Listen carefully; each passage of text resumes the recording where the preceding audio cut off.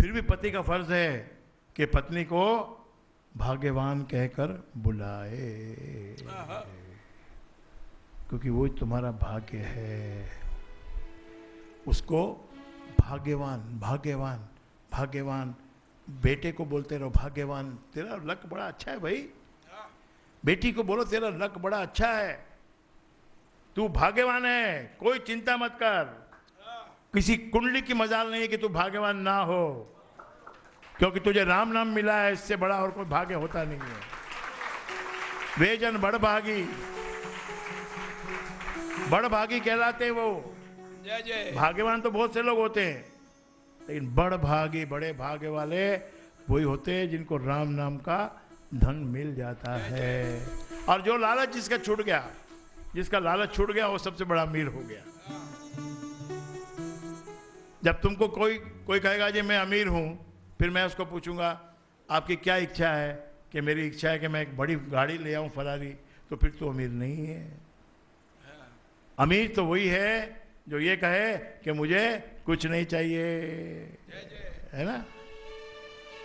तो ये थोड़ा सा आपने नॉर्मल जो लॉजिकल जो ये माइंड है, ये अपने लोगों का, जिसको शादी के टाइम हम बहुत अप्लाई करते हैं, बहुत उसको यूज़ करते हैं शादियों में, और बहुत लड़ाई झगड़े और बहुत रूसना मनाना, ये करना वो करना, कई तरह के वेव्स हम इसमें शादियों में फेंकते हैं।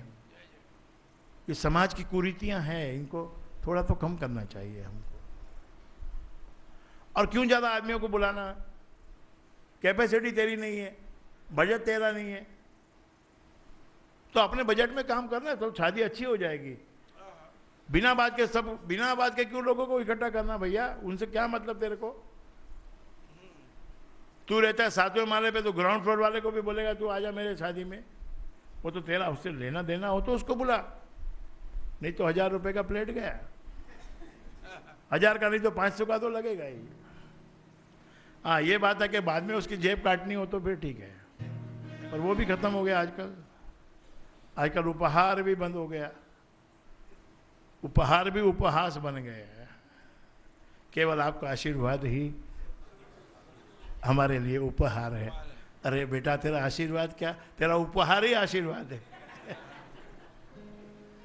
तो शादियों में हम लोग बहुत, तो वो आदमी यूरोपियन है, हम लोग वेस्टर्न इंडियन है। Indians are very good people but very much भ्रमित पीपल हैं। वी आर वेरी भ्रमित। क्योंकि हमने बना लिया ऐसा कि हमको वो हमारे से जो इतना बड़ा ऊपर बैठा है, हमको उसके जैसा हमको कुछ करना है। चलिए ये बात तो यहाँ पर मैं इसको बंद करता हूँ। और वो आदमी सारी उम्र उसने बहुत सुंदर अपना जॉब किया, अपने घर को बसाया, और फिर बाद में उसको ऊब जाता है आदमी। कितना ही अच्छा काम करो, ऊब जाता है। केवल एक सत्संग ऐसा है कि जिसको करने से मनुष्य ऊबता नहीं है। यहाँ आके बैठने वाले को अगर कोई सच्चा सत्संग वहां हो रहा है तो समय का ज्ञान ही नहीं रहता, समय का भान ही नहीं रहता। अभी साधना सत्संग होगा, 3 दिन कैसे उड़ जाएंगे ये पता ही नहीं चलेगा। और हमने कब साधना की, हमने क्या सुना, ये सब एक मतलब एक रस बन के हम पी जाएंगे। तो उब गया वो, बहुत जिंदगी में उब ही जाता है ना आदमी, इसलिए रिटायरमेंट भी दिया जाता है। कितने ही बड़े पोस्ट पे हो, कितने ही ऊंचाई पे हो, वहां से रिटायर करना पड़ता है। रिटायर कर गया वो। अभी इन्फोसिस का जो चेयरमैन था पुराना, नारायण मूर्ति, कर गया, छोड़ गया। करोड़ों रुपया की कंपनी बन गई, अरबों की, करोड़ों की नहीं, अरबों की कंपनी बन गई। अब बन गई तो बन गई, ठीक है भैया, तो नसीब की बात है, बन गई। तो अब मैं करूं विश्राम। महाराज जी ने भी लिखा है, संतों ने भी लिखा है कि अब तो राम भजे मुझे और मैं करूं विश्राम। मेरा भी विश्राम का समय आ गया। अब राम भी तू ही, राम तू मुझे भज। अब मैंने इतना भज लिया कि तू और मैं अब अलग नहीं हो गए, अब हम एक हो गए हैं। जय जय जय जय। तो रिटायर हो गया। अब बहुत उन्होंने उसने अपनी जो वर्किंग लाइफ थी उसमें सुना था, ये ऐसा धर्म है, ये ऐसा धर्म है, ऐसा है, वैसा है, ये चर्च में जाता है, ये मंदिर में जाता है, ये मस्जिद में जाता है, लोग इतना इतना नमाज पढ़ते हैं और इतने ये पूजा पाठ करते हैं, घंटे बजाते हैं और बड़े बड़े पाठ पुण्य पर यज्ञ करते हैं, ये सब क्या है? तो पहले समय ही नहीं था उसको। डेली मॉर्निंग में अपने 9 बजे ऑफिस पहुंचना और रात को 8 बजे ऑफिस से निकलना, समय कहाँ बचा उसके पास? संडे को आराम करना, सैटरडे संडे उसको वीकेंड बोलते हैं। वो लोग वीकेंड पे अपने घूमने फिरने चले जाते हैं, कोई बीच पे चला जाता है, कोई पहाड़ पे चला जाता है, कोई कहीं चला जाता है, कोई कहीं चला जाता है। हम लोग जो है वो सैटरडे संडे को भी घूमते रहते हैं। ऑफिस में कोई काम नहीं, धंधा नहीं चल रहा है, लेकिन शनिवार को भी ऑफिस खोल के बैठा है, ना खुद आराम करता है ना अपने एम्प्लॉय को आराम करने देता है। ये हमारा एक भ्रम है, ये हमारा एक स्टाइल है।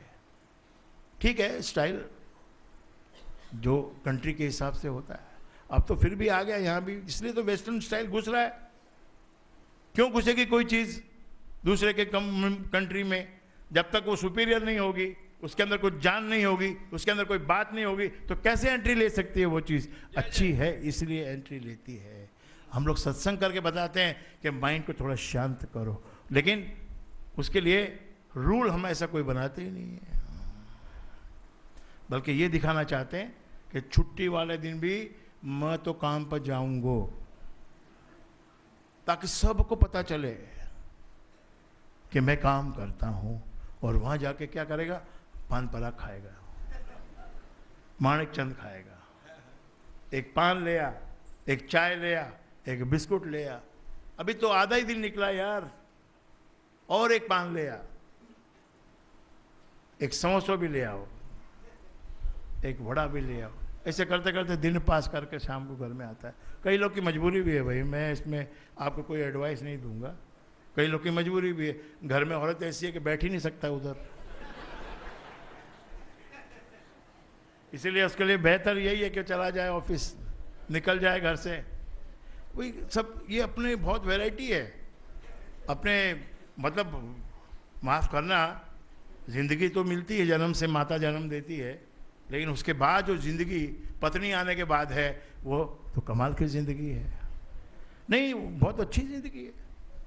आपके लिए सुबह सुबह हलवा बना के ले आए, क्या बड़ी बात है?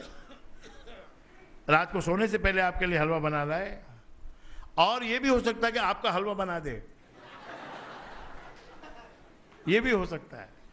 और आजकल तो मेरे भाई इसका कोई, आजकल तो माताएं में सब दुर्गा की शक्ति प्रवेश कर रही है। पति से तो पूरा पंगा है, सास का पंगा तो, सास तो खत्म हो गई, अब सास वाली बात नहीं रह गई। अब तो पति से पंगा है, क्योंकि बचा ही पति है। पंगा लेने के लिए बचा ही कोई पति बचा, और कोई बचा ही नहीं है मेरे भाई।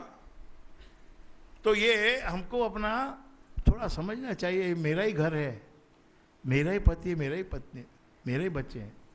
थोड़ा हम कम कमा रहे हैं तो कोई बात नहीं, जो शानी औरत होती है ना, वो कमी महसूस नहीं होने देती है, उसके अंदर ही इतना अच्छे से काम चला लेती है कि उसमें काम कंपेरेबल हो जाता है, यानी अच्छे घर से काफ़ी वो ठीक ठाक कर लेती है।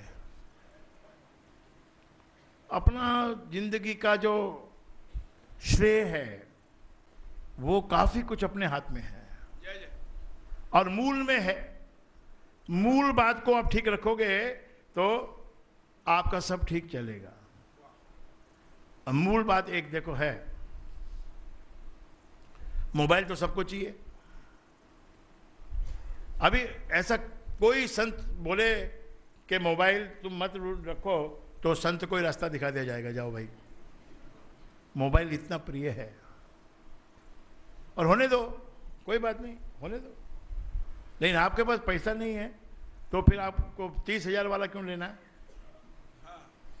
30,000 वाला क्यों लेना है? आता है ना 2,000 में, अच्छा आता है, बहुत बढ़िया चलता है। आपको नहीं मिलता हो तो मेरे को ऑर्डर दो, मैं आपको मंगा के देता हूँ। 1800 में बढ़िया मोबाइल जो बिल्कुल 5 साल तक हिलेगा नहीं, खराब नहीं होगा, और तुम्हारा 30,000 वाला वो 2 साल में खराब हो जाएगा, और तुम्हारे पास 30,000 है नहीं। तो चेष्टा गलत नहीं करना चाहिए, उसी में मैनेज करना चाहिए। थोड़ा बहुत तो अपना ध्यान रखना पड़ता है कि भाई प्रेस्टीज की बात है, लेकिन फिर उसमें अगर गलत हमने कदम उठाया, उसका भुगतान फिर हमारे घुटनों पे आता है। जो घुटने हमारे दुखते हैं, क्यों दुखते हैं, पैर हमारे क्यों दुखते हैं, कि हमारा वजन हमने बढ़ा लिया है, तो वो तो आखिरकार तो घुटनों पे ही आएगा ना, घुटने घस जाएंगे ना। तो थोड़ा ध्यान रखिए। Be Indian but proper Indian, be Indian but proper Indian. जय जय। तो उसने बहुत सुना था धर्म के बारे में, तो एक बड़े अच्छे चर्च में चला गया। चर्च में जाके, मतलब ये मैं कोई क्रिश्चियन कम्युनिटी के लिए कुछ बोलना ऐसा मत समझना आप, वो अपने उसमें चला गया, देवालय में चला गया। देवालय में जाके उसने वहाँ पर बताया कि भाई मैं ऐसे ऐसे बड़ा मैनेजर था और मेरा इतना सैलरी पैकेज ये सब था, अब हो गया now I am wandering around the world to enjoy